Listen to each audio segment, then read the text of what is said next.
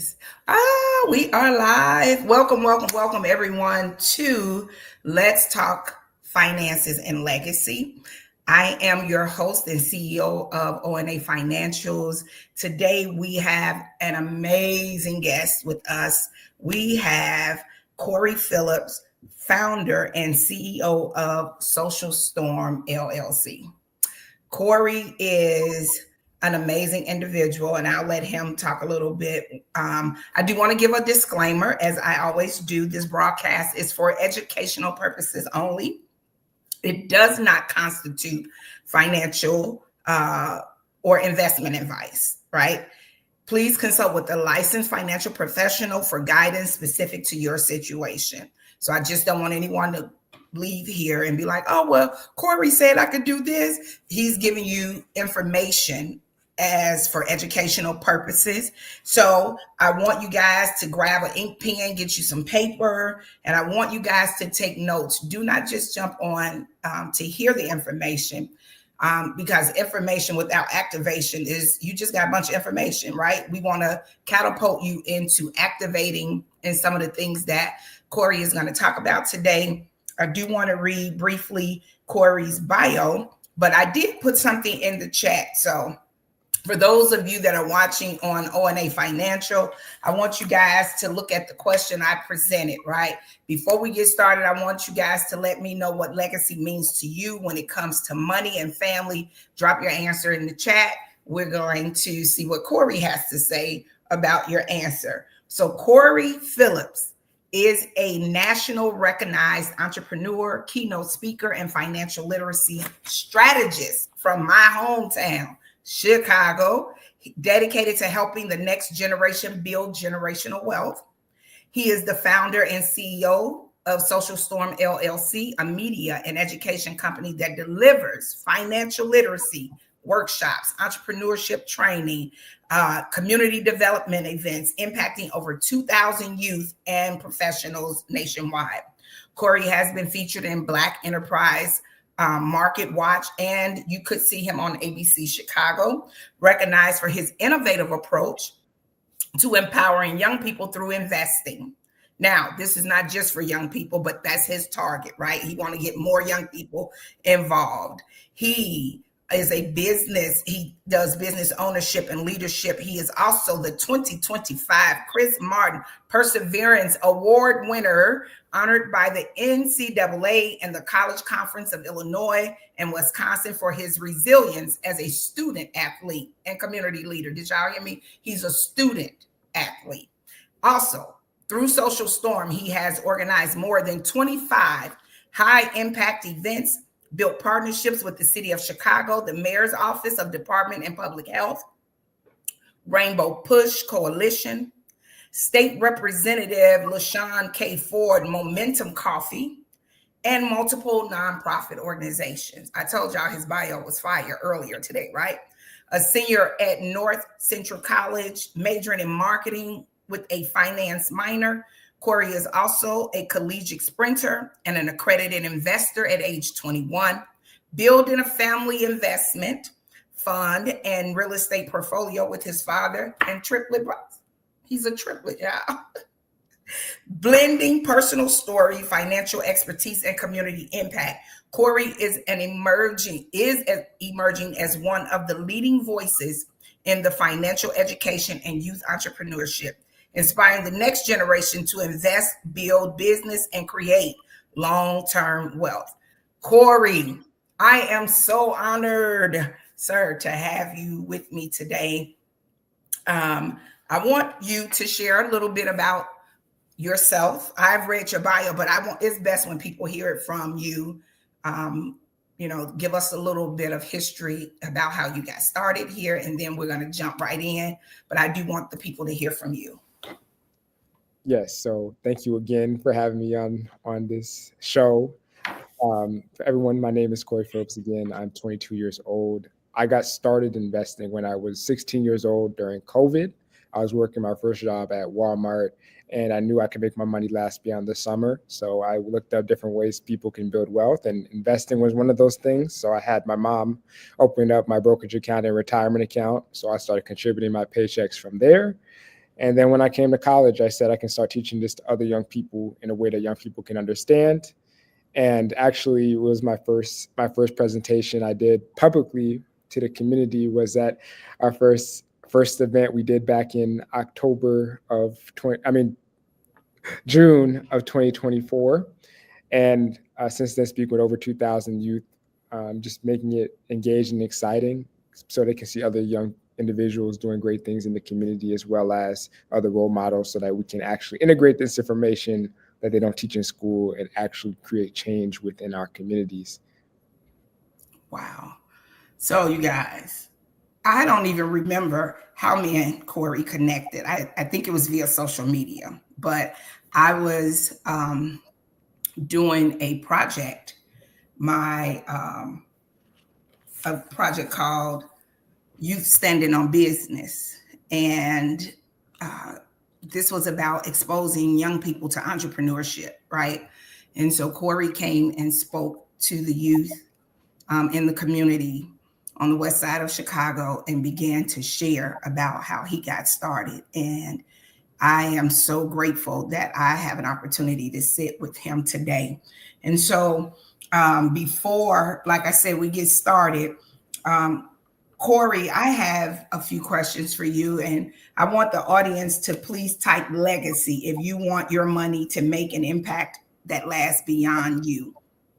And I shared on my live this morning when I was telling them about the time change, how we are getting ready to see one of the greatest wealth transfers that is getting ready to happen. When I spoke with the will and trust attorney 2 weeks ago, he was talking about the wealth transfer and how we have to position ourselves, right, to be a part of that. And so one of the things in my research that I have learned is that they are predicting, right, by 2057, that the median African-American household will have zero income by 2057 if we don't start putting our financial hats on and start building these financial homes for our families. And so with that being said, what does investing for legacy mean to you, Corey, and how does it differ from simply investing for profit? I think definitely investing just gives people the opportunity to have that safety net and opportunity to work for themselves, even when they sleep. That can be the difference from investing. Can be the difference for some people that's young and being able to retire and have that work for them and create that multi-generational wealth if they're able to pass it down and being able to have to work for the rest of your life. Investing, be able to provide freedom, and financial freedom is not just for money, but it provides you to have more opportunities with your family, be able to have more value within the community, and also be able to have more impact on your health and wellness. When you're able to just have your finances right, everything else can go into alignment if you have that purpose along with it. I believe that is just really emphasizing that us, especially in our community, that investing is not an option. It's something that we have to do. Because like you mentioned, things are going to continue to get more expensive. The price of your dollar is going down tremendously, 10% this year alone. Yeah. And if we don't continue to invest, we'll get priced out of different things, but you won't be able to, your children and their children won't be able to afford things like buying a house or being able to go to college, university without getting too much debt, or being able to compete to get resources that they can get into future careers or start businesses. We need to understand the financial aspect and economic aspect so we can be able to perform in other avenues in our community. Wow. It's so crazy because I was thinking about how in our communities, the dollar doesn't circulate as many times as it does in our counterparts, whether it's Asians or, different nationalities. The money goes so fast in our community that it doesn't build traction there, right? And I think when we don't understand finances, because I just believe a lot of times our parents did the best that they could, right? And then their parents did the best that they could. we didn't sit down and have these financial conversations. And so when we talk about financial literacy, there are so many people that have no clue as to what financial literacy and the importance of it, right? We are told go to work, get a good job, right? Buy you a nice house, but they didn't talk about investments, right? Because I think sometimes we didn't think that investing was for us. And that's a misconception. And you are definitely bringing awareness to the fact that no, investing is for anyone, right? As you stated, you started at 16. Granted, your mom had to open the broker's account for you, but you were the one that was putting your money into that account, right? And so I think for our young people, they need to understand that it is okay. Like we tell them to get a summer job or, work part-time, but if they don't know that they can start a Roth IRA or they can invest and have ownership in Nike and Amazon, and, they spend money with these organizations, but they don't own anything, right? And so you begin investing at a young age. What mindset shifts help you to see money as a tool instead of just a paycheck?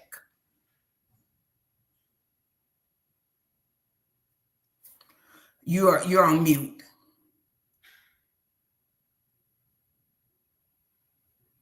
You hear me? I can hear you now. Okay.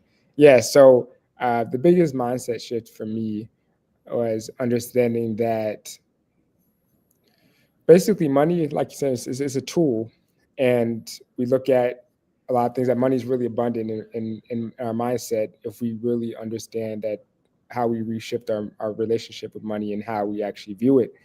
And for me, it was just understanding that money is only limited if we have that mindset of how we do it. If we're always in survival mode, I know a lot of people in our communities we're only a couple generations from slavery, and a lot of people have not been able to participate within the whole entire economic system, which we just starting to get access to, and we're kind of playing catch up. And with us being able to understand that how we can participate, I feel like that's something where I feel like being able to educate people on how that we can participate in that is something that truly gives us an opportunity to not have to just rely on other communities, but rely on our own communities and everything, so we can be able to invest in each other, invest in other businesses, and be able to shift in how we think of how we just do things individually, but how we can do things collectively, economically. So just understand that they just print more and more money each and every year. And if we're not making our money work for us, we're only losing value with inflation. And being able to put our money into assets is something that we should continue to do, and just position ourselves so we're not reacting, but we're being proactive. So regardless of what happens in the economy or what happens with the president or what happens geopolitically, that we can be able to ensure that we will be okay and also thrive by being able to start early. That's amazing. That's amazing. And so what was sidebar, what was one of the first things you invested in? The first thing I invested in was my first stock was Apple. Apple was the first stock I invested in.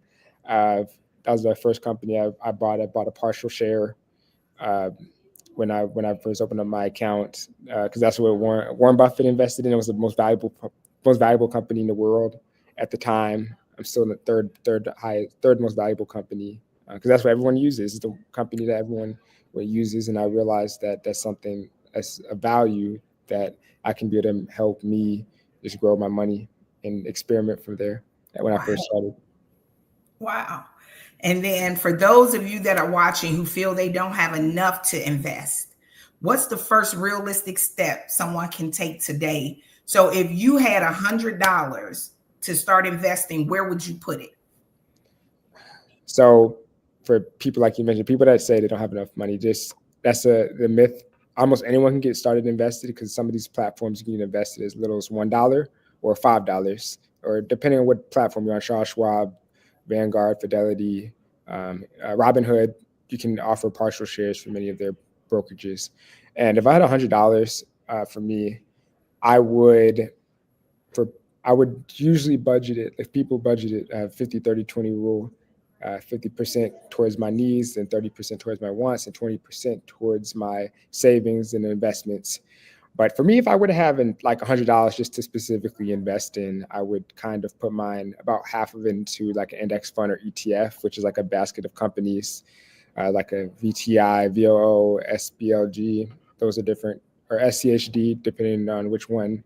SCHD for dividends, QQQ for technology, VTI, VOO is like the S&P 500 indexes, and then different other portfolio as well. But those are probably my main ones for 50% between those different index funds. And then I'll probably put about 30% into probably a high growth tech company like NVIDIA or like Palantir or Apple, Microsoft as well. One of those companies. And then I've probably put about another 10% into probably just the high growth company that's very risky. That it might be like a quantum or AI company that's still early stage. It's a startup, understand that it could lose money, but it's very risky long term. And then probably put the next 10% probably into like cryptocurrency, like maybe Bitcoin. And then a little bit, I split up 5% in Bitcoin, and then I probably put like 10%, other 5% in like gold or silver commodities. Yeah. But I'm kind of more of an aggressive standpoint for people that's investing. I'm 22 years old, so I have a 40+ year horizon. Yeah. So I can afford to be more risky with my positions and portfolios. But if someone's, let's say, they're closer to retirement, you wouldn't want to put as much money into high growth companies, more into probably dividends, more into bonds, more into commodities and CDs, things like that, if you're closer to retirement. But since I'm longer, I can afford to be more risky because time is your greatest asset as an investor. Yes. Yes. And I hear people say, when you talk about investing, the fear that I hear is that they don't want to lose any money. And I tell people, anytime you're investing, anytime you're taking a risk, right, you're going to possibly lose, but you always can come back up, right? And you buy low when things are low, you get as much as you can. But it's a mindset, right? It's a mindset shift that has to take place, because when you are afraid to take risk, you are afraid to win, right? Anytime you are doing something big or different, right, when it comes to investing, you always are taking a risk, whether you're 22 or 52, right? Like you said, you just have to know where you are, and then how much time do you have as an older person that's just getting started, say they're in their 40s, right? You might want to be you might not want to take the same risk that Corey is taking at 22, right? Because you don't want to lose as much, but you still have to be willing to take a chance on yourself, right? Mm-hmm. And so my next question, Corey, is for those watching, why is financial literacy the foundation of every investment journey? Because it is a foundation. Just having financial. You say that one more time, the last part of the question. Why is financial literacy the foundation of every investment journey? Yeah, so like I mentioned, the financial literacy is the most important, because if you don't understand the value of money, how to make money, how to grow money, and how to keep it, it doesn't matter how much money you make. You can still be able to live. You'll still probably live financially stressed if you don't understand how it is. Because there's people that even people think that most Americans are living paycheck to paycheck, and you still think people that are making over six figures, a huge percentage of them are still living paycheck to paycheck, even if they're making 6-7 figures. So people need to understand that it doesn't matter how much you make. If you can't manage a small amount of money, you won't be able to manage a bigger amount of money. And being able to understand that is just understanding it's understanding where you currently are, and then how you can be able to grow yourself to where you're going to be. And being financially free is just being able to understand those different areas, from saving, budgeting, credit, taxes, investments, estate planning. All those different avenues can be the difference from you living where you're at now, and then being able to have 3-4 generations down the line, be financially free just by knowing those different things, and be a difference from you being able to have to get into credit card debt and you being able to use that credit to buy a business, or you being able to spend that money on food and clothing or things like that and be able to invest and retire 20 years earlier. Yeah. Those different things. I feel like that's really what it's all about. Being financially free is just be able to have you that type of freedom that many other things can't provide, that you can't take that away from you. Yeah, because I think about when we look at finances, a lot of people, most people struggle with just balancing a budget, right? Like they feel like when you say you have to be on a budget, it's like, oh my God, now you're trying to control me. And it's not even about that. It's about putting you on a path of, like you said, we spend more of our money on the things we want instead of the things that we need, right? Mm-hmm. And I said something earlier about, and it wasn't any shade to anyone, but what I'm learning at this juncture of my life is that people are playing chess and we out here playing checkers, right? We playing checkers and they playing chess. And there is something about knowing that your money should be working for you. We should not be working for money. You should be making money while you're sleeping, right? Mm-hmm. And the only way you can do that, it's a couple of ways, but one of the ways that I'm learning is if we want to impact this global economy, we have to have some land, some real estate, and we should have an investment portfolio, right? Those three things impact the global economy, right?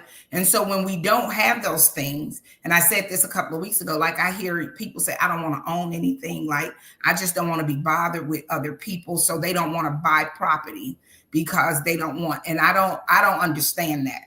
Like, you should want to own something. If you're going to really participate in this global economy, those are the ways that we impact it, right?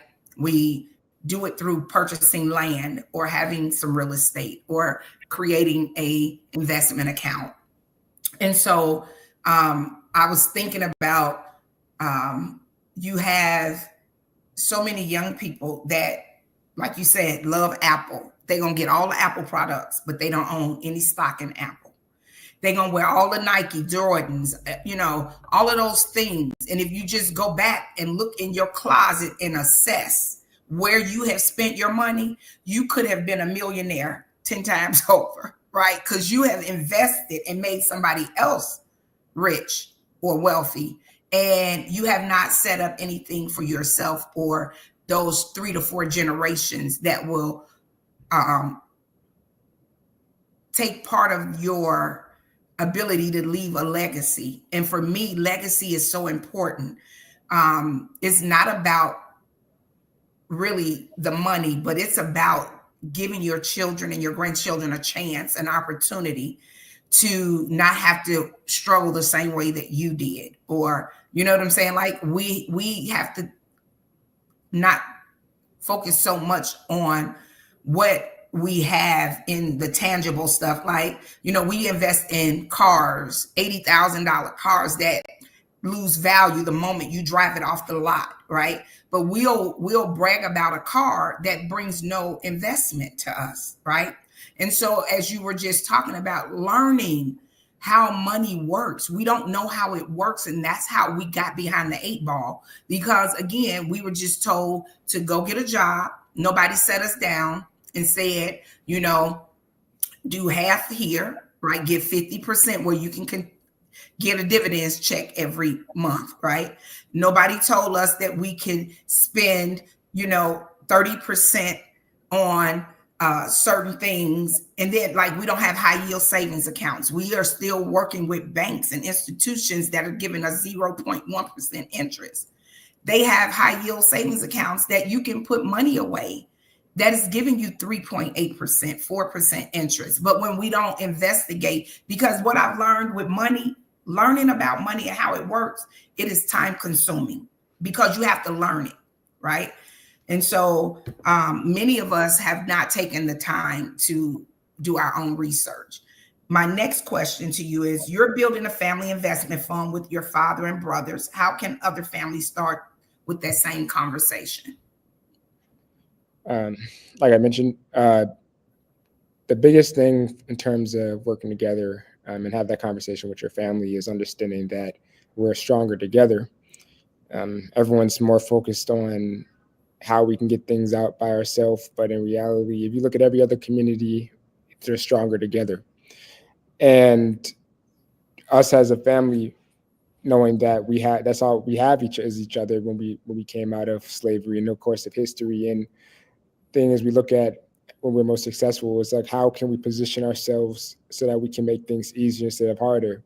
Like kids or parents being able to understand, instead of having a kid work, live out and try to go live on their own when they turn 18, or kids trying to move out and be on their own at 18. It's okay to live with your parents for a couple of years and then save up and then have a investment property and your FHA loan for 3.5% down, and then create a family trust so you pass your stuff down tax free. Understanding that it's a whole family conversation, because if one day to be able to have life insurance that their parents don't have to go and use GoFundMe for someone's funeral, or if you pass the trust down, you'll be able to pass the house down to multiple generations, and then be able to invest 529 plans so the parents don't have to go into debt to pay for college, or a house savings account so that the parents don't have to be worried about going into debt to pay for expenses, or the kids understanding that if you invest now, you won't have to worry about as many things later.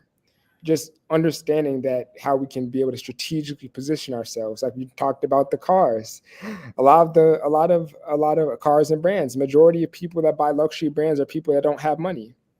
And you look at ultra wealthy people, they have these nice cars, but it's from a strategy standpoint on the tax benefit. We buy a G-Wagon because we want to buy it in cash. They buy a G-Wagon to get the 6,000 pound car tax deduction. So Yeah.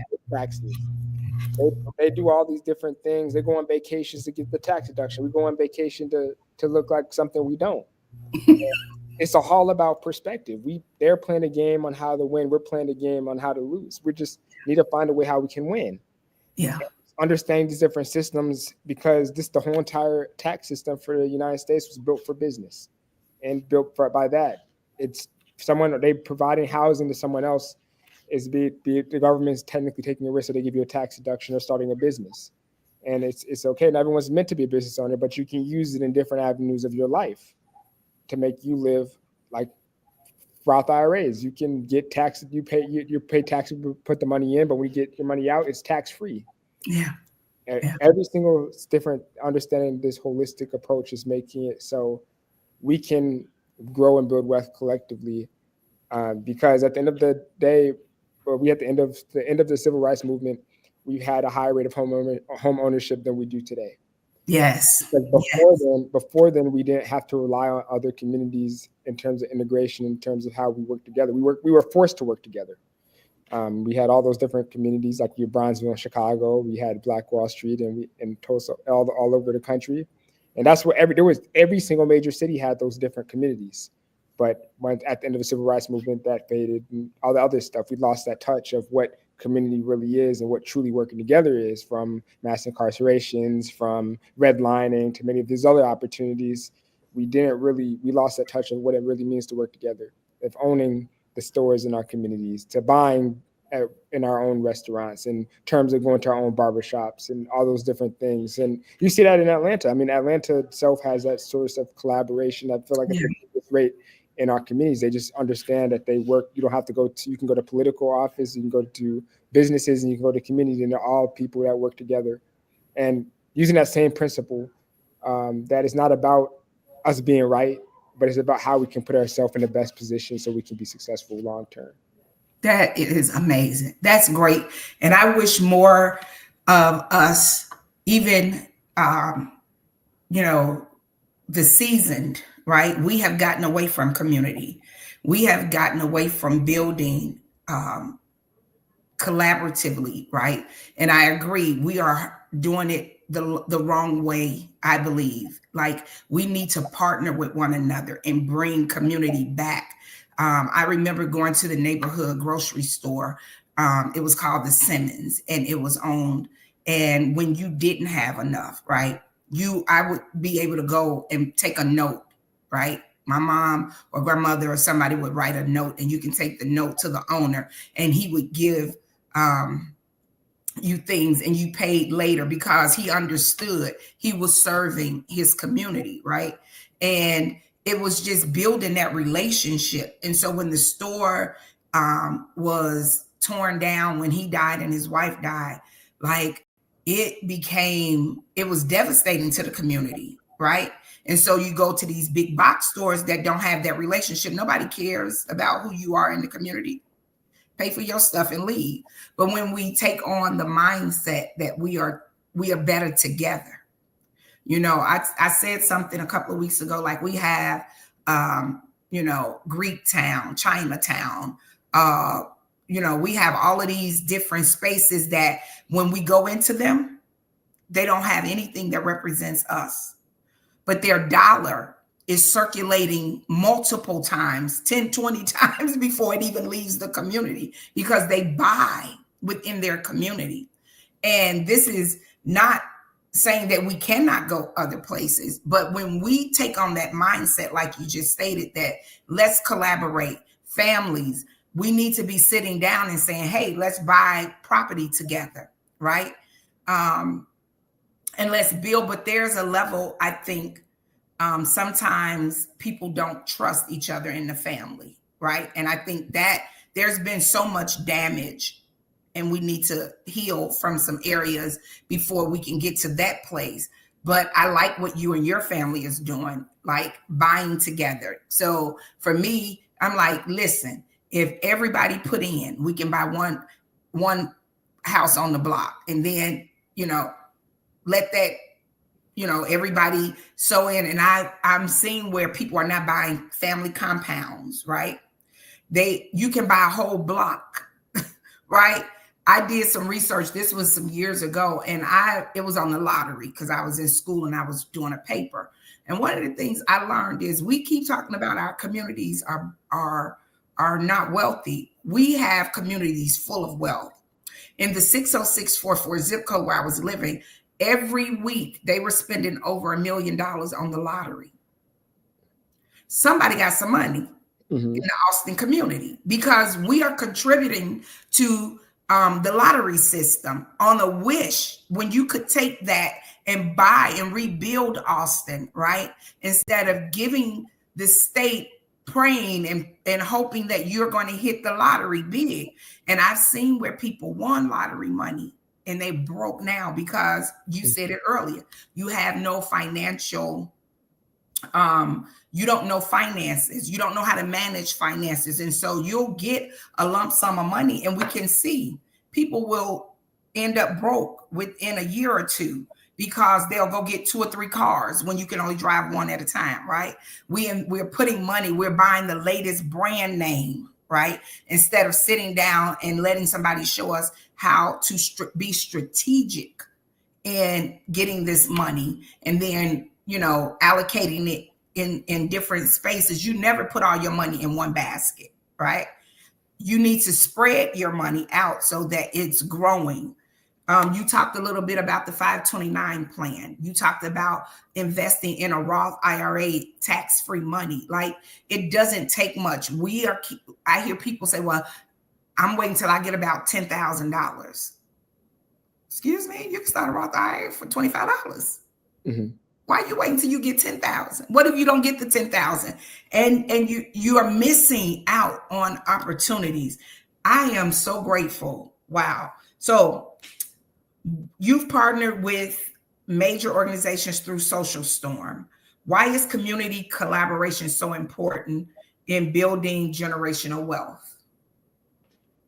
I think community collaboration is so important for creating generational wealth, because it's a community effort. A lot of things you see within our community has been a detriment for our community because of the stuff we hear, the things that we say, and how we treat each other. And in mentioning that, talk about family wealth, is just kind of having to find a way how we can continue to build up our own families with parents and siblings, and and other people in the community working back to that traditional way of how we work together, but also being open to new opportunities.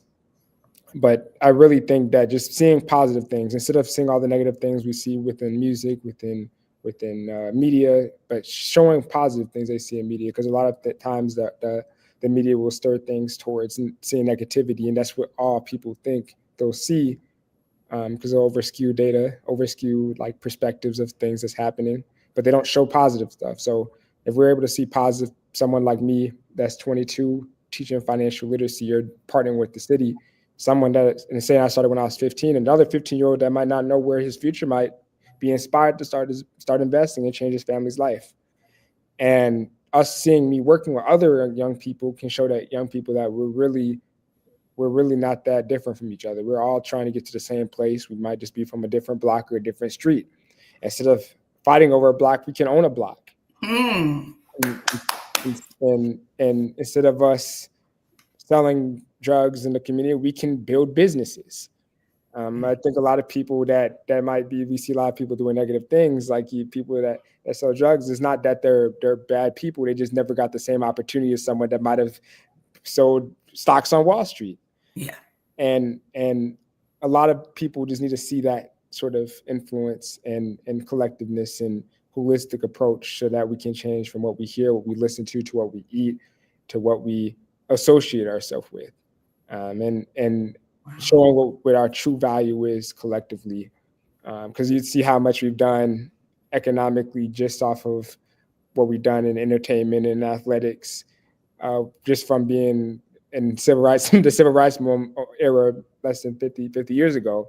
Imagine if we start integrating our community into AI, into finance, into business, into trades, into science, all those different avenues. And we'll get into conversation from not just playing on the team, but actually owning the team. And that's something that I feel like we just have more ownership in our own lives, that we'll be able to be stronger and more push towards the future collectively, moving forward. Wow. That's good. You said, let's own the block, right? We trying to buy one house and we can get all the houses, pay off people's mortgages, right? When we collectively put that money together and starting something where we can do like a family investment fund, or something of that nature. It's just so encouraging. You know, many people say that this generation is a lost generation, and that bothers me because this generation is not lost. This generation is more misguided because of, like you said, what they see on TV. And a lot of times, you know, even when we look at the people that are selling the drugs, let's just go there. Like, some people are trying to survive because, like you said, they didn't have an opportunity. No one exposed them. And I always used to say, those are really businessmen, right? Yeah. Right. Because they have to know science. They have to know how to manage money, people, right? They are organizational because they hire and they will fire you, right? So it's so many things. If we just look at it from a different perspective, it's not right at all. But if you just look at it, those are really entrepreneurs that are misguided, right? And if they can connect and see this from a different angle, if their perspective can change, if the lens in which they are seeing all of this can be cleared, right? Because it's distorted. Their vision has been distorted. And if their vision can become clearer, if they had a Corey Phillips that can show them how to take what they have already made and invest it, right? So that they can leave this lifestyle. But when we say that they are lost, we have already given up. There's no hope. And so when we don't have hope, the Bible says hope deferred makes us sick, right? So when we have lost hope, when we don't have hope, this is what we see, right? We see people that don't care about what happens because they already feel like they don't have anything to live for. But I don't believe that. I believe we have an amazing group of young individuals who, if given the right opportunity, would definitely take the change. I'm not going to say all of them will, but I believe most of them, because nobody wants to wake up in the morning and chance, going to jail and all of that, the things that come with that. And so you are an accredited investor at just 21. Now you're 22. What would you say to young adults who believe investing is something they might want to do later instead of taking the risk and doing it now as an accredited investor? Tell me, what does that mean? So, just me, I was an education investor, not accredited investor. For that first, the biggest thing I'd say for people that say they want to start investing, if someone was 20 years old and they started investing, that's like, let's say they were invested $200 a month. By the time they're 50 years old, into, let's say S&P 500, they average 9% per year. Some years can be higher, some years be lower. But if they had $200 a month at 9% a year, they'll have over $1 million by the time they are 59 and a half, they're 60. But if someone was 40 years old and they started with the same amount, they would still have less than almost half of what they would have 40 years and they still wouldn't pass the person that started at 20. And they stopped later at 40, they still wouldn't have the same amount of money as someone that started at 20. So for someone that's young, I'd say you're making it harder than you have to just by waiting, because time is your greatest asset. That's something you can never get back. And you're going to play catch up if you intentionally position yourself so you're not going to invest. And it's okay if people don't start investing early, but someone understanding that investing has to be a priority. And each and every year, you get the value of the dollar. Your dollar from 1920s has gone down 97%, going down 10% alone. They print trillions and trillions of dollars each and every year, and inflation continues to rise. And then you factor tariffs, and you factor the rising cost of living, you factor the house price to buy a house and interest rates, all that type of stuff. Your dollar is just not working for you. If it's not working for you, it's just losing money. And it's being able to afford just everyday necessities like food, like clothing, housing. You're not going to be able to afford it. You'll get priced out if you don't understand what financial literacy will mean, especially moving into these next couple years into the future with artificial intelligence. You look at the job market. There's less job openings in there. There's more people being fired than there are for job openings. Mm-hmm. And you see the stock market going to all-time highs. Just like a wave of two worlds of people who own assets who gains tremendous amounts of wealth, especially with artificial intelligence in the future. And people who don't will get left behind. And if they're not, things will get worse before they get better. So we have no choice but to invest if you want to keep up with the price of living here, or things are just going to get worse economically, because we have positions where they don't know where SNAP benefits are, and you have the White House building a $400 million gold ballroom. So we don't know what the future might be as far as where the government's going to help us or things are. So you have to be able to help your family, and you have to help yourself just by investing. Wow. So that's something that I'd say that young people should understand, that we have to invest if you want to be able to live in a future where we can be able to just afford everyday necessities. And that's crazy that we are in it. I never thought I would see us in this place, right, in my lifetime. But you are making so many valid points, like we can't depend on the government. And that's the thing. We were never intended to depend on the government, right? We are supposed to be able to be self-sufficient, right? And how do we do that? Through building generational wealth. It is so important at this stage in my life that I leave something for my children's children, right? That is a real thing for me. That has become a burden for me, that we build so that when we're long gone, me and my husband, our children and their children will be able to say that they are better off because we put a plan in place, right? We invested, we bought property, right? So that they will have something, and putting everything in a trust where it cannot be publicly assessed, right? People cannot access it. And so just knowing now things that I've known for years, Corey, I am really that individual you were talking about. I started a few years. I could have been so much further along because I've always dealt with finances, but also because I didn't have a circle of people, right, who talked the same language that I was talking. Um, I did not move accordingly, right? And so we also have to learn that when we don't share the same ideas, you can love people, but at some point somebody got to take the lead, right? Right.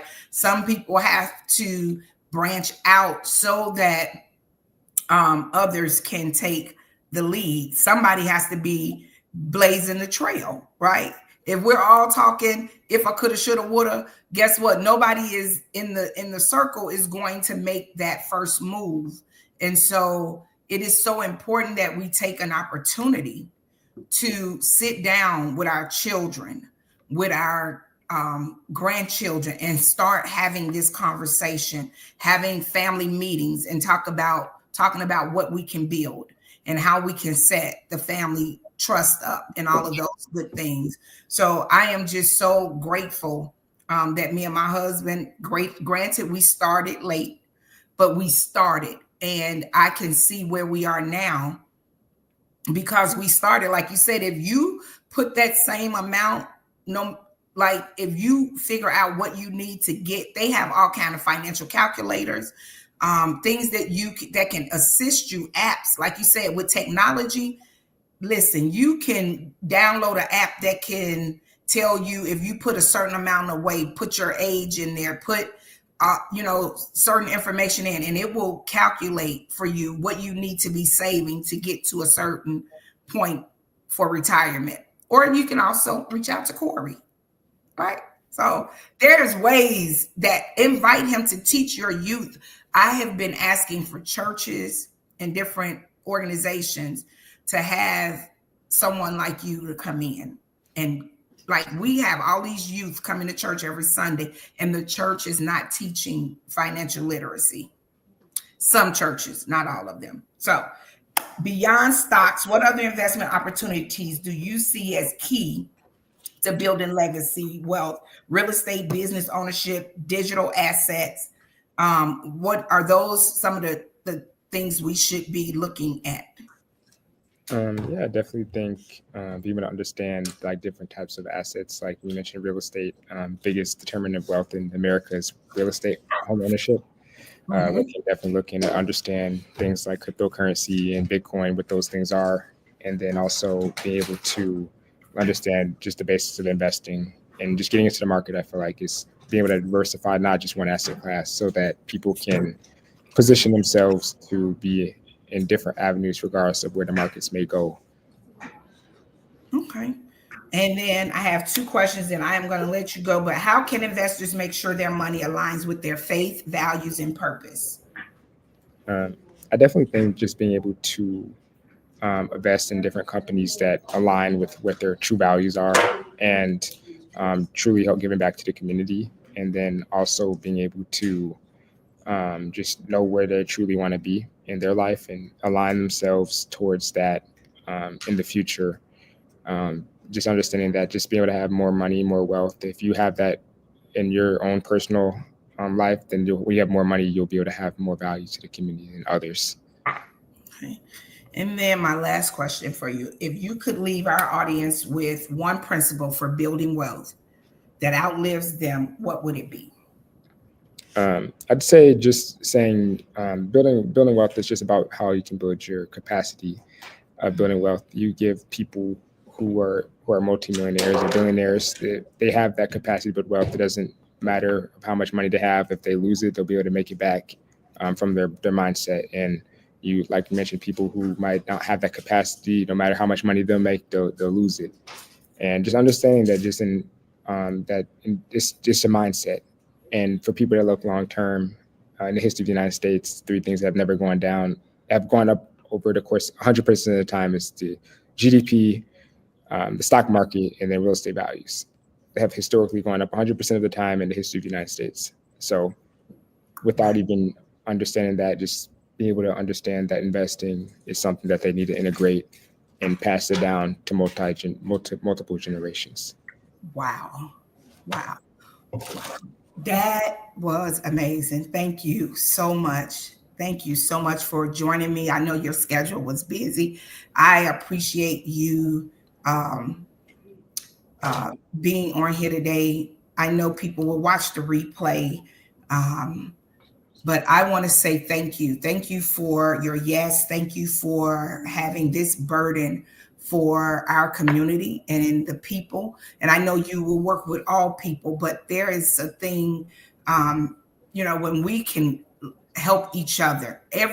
I believe every nationality, ethnicity helps each other, and we struggle with that. And so the more information, the more people see you, the more people hear you. I believe if a few people grab hold of this information that you give out, I believe we can change the trajectory of our communities. Thank you again, Corey. It was a pleasure talking to you today. Go get you something to eat and get you some rest, because your schedule, I follow you, so I know your schedule is busy. You are everywhere. You're in New York, you're here, you're there. I was like, wait a minute, he was just in New York and now he's over here. And I'm like, man, but I want to tell you, thank you. I thank God that we had this encounter back in 2024 when I met you at the Boys and Girls Club. Thank you for just having a heart for community and people, young people. So you go and you enjoy the rest of your day. I will send this to you so you can share it, because this was amazing. You have given out so much information. And I want to say, come to Chicago. We got to get together. I got to take you to lunch or do something with you. But I'll let you know when I fly back into Chicago so that we can keep talking this financial literacy, giving out this financial literacy information so that we can change the hearts and minds of people. Their mind, when they change their mind, their heart will be changed. And so we're going to do that. And I'm going to keep talking legacy. You keep talking legacy. Listen, they're going to get tired of us talking about this money. All right. Thank you, sir. Enjoy your day. Yes, you too. Thank you again for having me. All righty. Bye-bye. Bye. All right, you guys. So listen up. I always give some closing remarks and recap, right? So the recap for today, listen to me, y'all. Start where you are. Start where you are. Stop waiting for you to come into all of this money. Start where you are. I love Corey. Yeah, I love him because he's young. He's on fire. He is pure. His motives are pure. He just wants to show his community how to thrive again, right? He is educated. He is a student athlete, right? He has parents that have put him on a path. Him and his family is doing some amazing things. When I met him at the Boys and Girls Club, his family was there to support him. They were with him. And so I am grateful for this opportunity. I'm telling y'all, God did this. Invest with intention and not with impulse. Be intentional about your investing, right? Don't just jump on the bandwagon just because other people are doing. You have to be intentional. You have to do your research, and you have to do what works best for you and your family. Okay. And then my last one is legacy is about purpose, not possession. We cannot make this about owning a lot of things. It has to be about purpose. And your purpose should always be, how will I leave this earth? And will I leave it with something for my children and grandchildren that will outlive me? Generations will benefit off of the decisions that we make about money, right? And so I want you to think about one step that you would take this week to invest in your legacy. What is one thing that you would do this week, right, to set your family up for investing? We need a family meeting. Call a family meeting. Put the distractions to the side. We need a family meeting. And we need to be looking at property.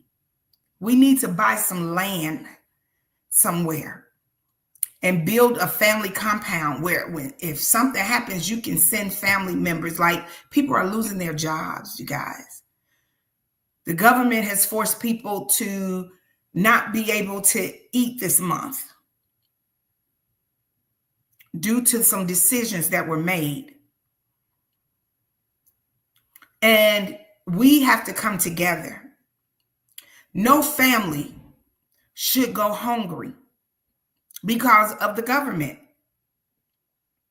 We should be putting our money together and saying, okay, who didn't get their SNAP benefits? It's not my job to worry about you being on SNAP and why you on SNAP. Are you able to eat this month?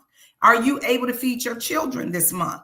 We are looking at this from the wrong perspective, and we are worried about the wrong things. Why somebody not working? All of this, listen, audience, please hear my heart. We are focused on the wrong thing, and this is a distraction. All of this that's happening is a distraction, and it will cause us to miss an opportunity because we are distracted. Get your focus back.